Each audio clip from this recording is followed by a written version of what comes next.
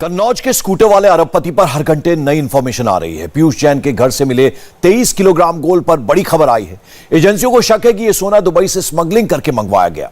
Piyush Jain Dubai Singapore में इत्र का रॉ मटेरियल भेजता था और उसे पेमेंट गोल्ड में मिलता था। आज पीयूष जैन के कन्नौज वाले घर से भी 4 बक्सों में भरकर 19 करोड़ रुपए निकाले गए। सबसे इंटरेस्टिंग किस्सा है पीयूष जैन का पुराना स्कूटर। दावा किया जाता है कि इसी स्कूटर की वजह से पीयूष जैन सालों तक बचा रहा।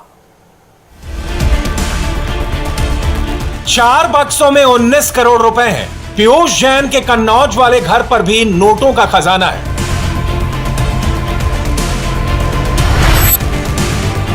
कानपुर से कन्नौज तक टोटल 196 करोड़ रुपए मिले।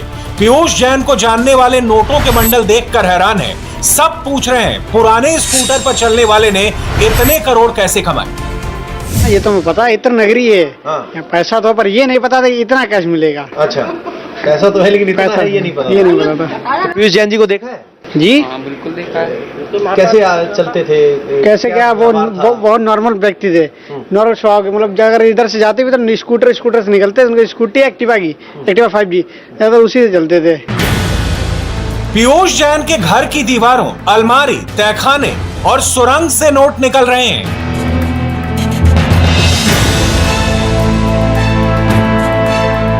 लेकिन करोड़ों का मालिक पीयूष जैन इस पुराने स्कूटर से चलता था।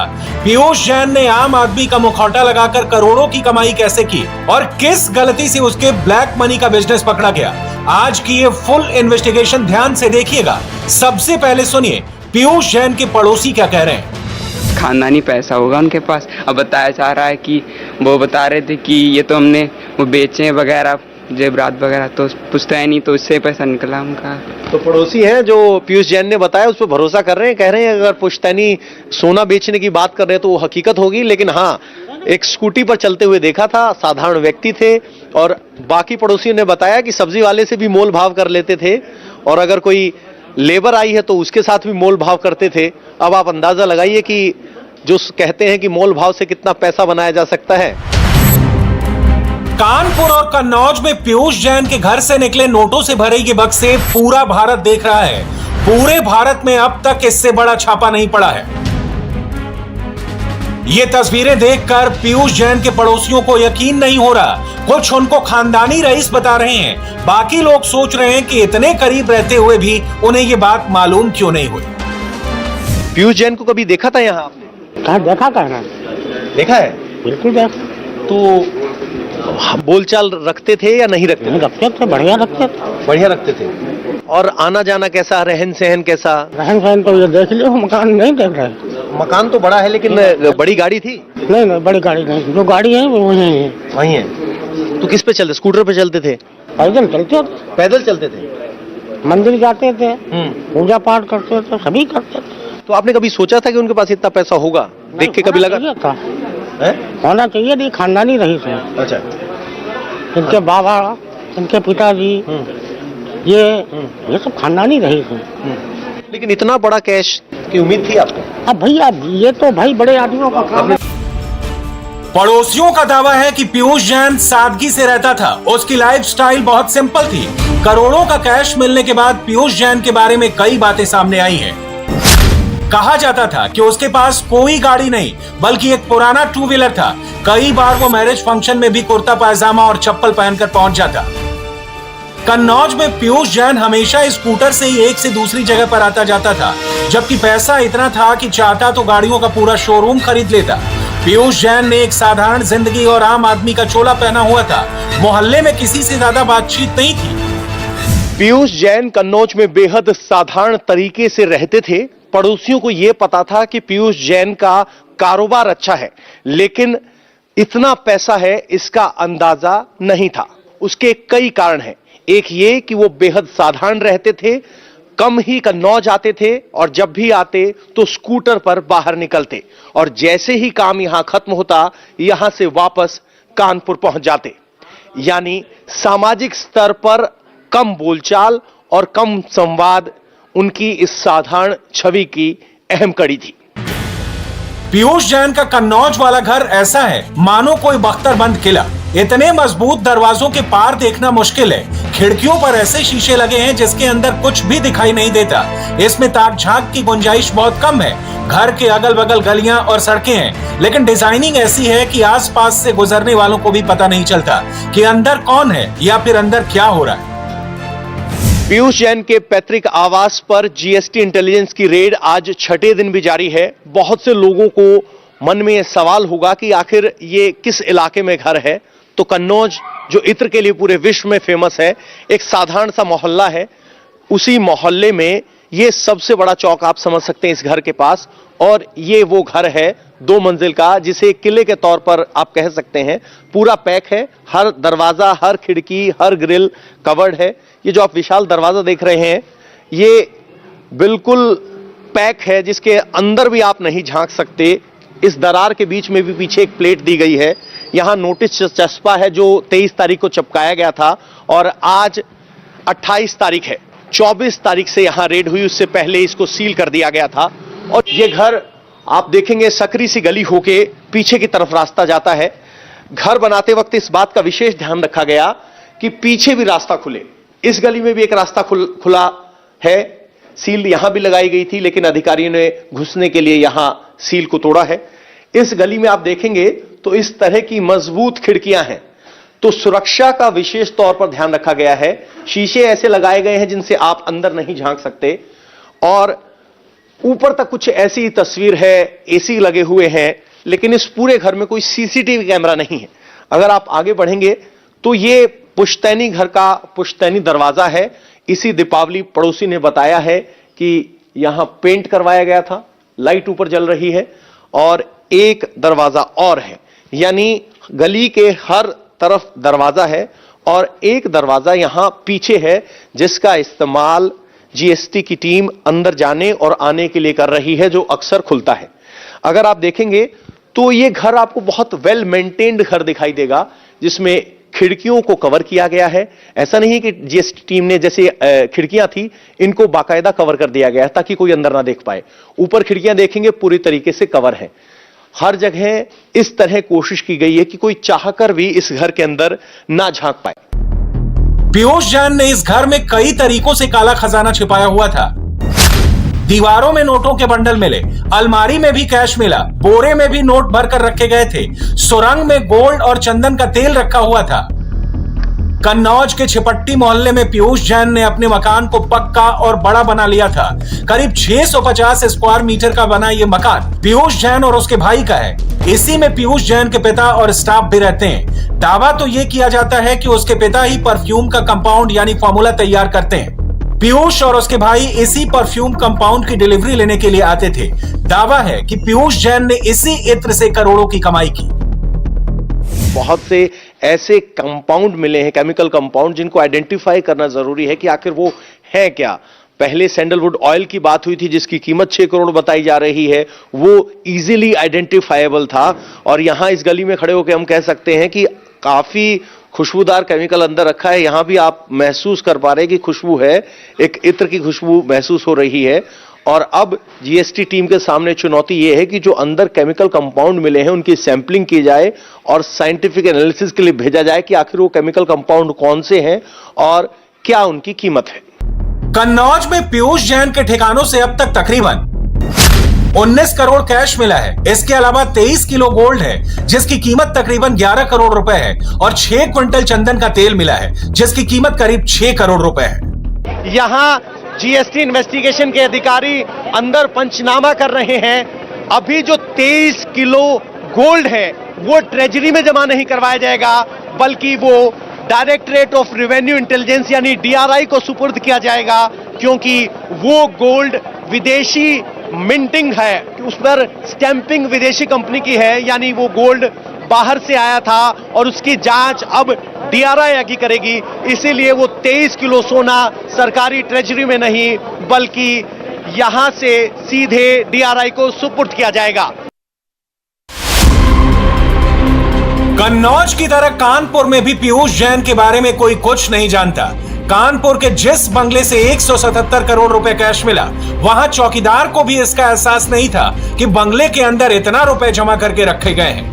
उसे तो घर के अंदर दाखिल होने की इजाजत तक नहीं थी। पीयूष जैन का रहन सहन कैसा था? बहुत साधारण, सब लोग बड़े साधारण रहते थे, तो ठीक है, दो आदमी। इतना पैसा निकला 177 करोड़, 177 करोड़ रुपया। हाँ, वो तो निकला, वो तो भाई तो किसी ने नहीं छोड़ा था वो। कभी घर के अंदर गए आप? नहीं, अच्छा, कौन सी गाड़ी वगैरह से चलते थे वो? वही यही गाड़ियाँ खड़ी दोनों, इसी से चलते थे? हम तो यही देखते हैं। हाँ। आसपास में किसी को कुछ पता नहीं चला। पीयूष का कारोबार लगातार बढ़ रहा था और इसकी वजह थी उसका केमिकल में एक्सपर्ट होना। पड़ोसियों के मुताबिक पीयूष ने कानपुर यूनिवर्सिटी से केमिस्ट्री में एमएससी किया है। पीयूष जैन ने अपने पुश्तैनी कारोबार को आगे बढ़ाया। साबुन डिटर्जेंट से आगे बढ़कर गुटखा और तंबाकू का कंपाउंड बनाना शुरू किया। बड़ी कंपनियों को अपना कंपाउंड बेचकर पीयूष जैन धीरे धीरे धन कुबेर बन गया।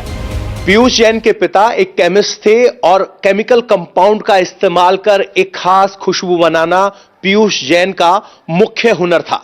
किसी भी प्रोडक्ट, चाहे वो तेल, शैम्पू, पान मसाला या साबुन, उसकी एक खास खुशबू होती है और ये खास खुशबू बनाना ही पीयूष जैन का काम था। अगर कोई प्रोडक्ट उस खुशबू से पहचाने जाना लगे और बिकने लगे तो समझिए पीयूष जैन कोई कंपाउंड की जरूरत उस कंपनी को जिंदगी भर रहेगी और ये एक रॉयल्टी जैसा मामला था, जहां उसे एक सिग्नेचर खुशबू ढूंढने और एक ब्रांड को लगातार देते रहने के लिए जिंदगी भर आमदनी की गारंटी है। और यह सीक्रेट फॉर्मूला किसी कंपनी को नहीं बताया जाता था, बल्कि पीयूष जैन खुद अपने तक सीमित रखते थे और यही फॉर्मूला कन्नौज के कई परिवारों की पुश्तैनी प्रॉपर्टी के तौर पर एक जनरेशन से दूसरे जनरेशन में पास किया जाता रहा है।